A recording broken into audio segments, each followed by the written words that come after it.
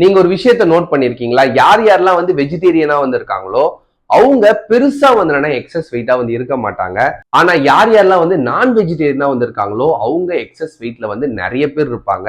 ஏன் அப்படின்றதுக்கான காரணத்தை இந்த வீடியோல வந்து நான் சொல்றேன். அதுக்கு முன்னாடி நீங்க யாருன்னா என்னோட 30 days weight loss challenge join பண்ணி வெயிட் லாஸ் பண்ணணும்னு நினைச்சேன், தாராளமா என்ன வாட்ஸ்அப் பண்ணி ஜாயின் பண்ணிக்கோங்க. அதே மாதிரி இந்த மாதிரியான யூஸ்ஃபுல் வீடியோஸ்க்கு மறக்காம என்ன ஃபாலோ பண்ணிக்கோங்க. நீங்க வெஜிடேரியனா வந்து இருக்கீங்க அப்படின்னா நீங்க சாப்பிடுற ஃபுட்ல காமனாவே கார்போஹைட்ரேட் வந்து இருக்கும், புரோட்டீன் இருக்கும்.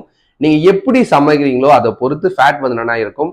நீங்க கரெக்டா சமைச்சீங்க அப்படின்னா ஃபேட் சுத்தமா வந்து என்னன்னா வெஜிடேரியன்ல வந்து கிடையாது. இதுவே நீங்க ஒரு நான் வெஜிடேரியனா வந்து இருக்கீங்க அப்படின்னா அதுல புரோட்டீன் வந்து இருக்கும், ஃபேட் இருக்கும். ஆனா கார்போஹைட்ரேட் சுத்தமா வந்து என்னன்னா கிடையவே கிடையாது. சோ யார் வந்து அவங்களோட டயட்ல ஃபேட்டை வந்து நிறைய சாப்பிடுறாங்களோ அவங்க ஃபுட்ல நார்மலாவே கேலரிஸ் வந்து அதிகமா வந்து போயிடும். இதனாலதான் நான்வெஜ் பீப்புளுக்கு வந்து கேலரிஸ் அதிகமா வந்து போகுது, அவங்களுக்கு அதிகமா வந்து வெயிட் வந்து இன்க்ரீஸ் ஆகுது.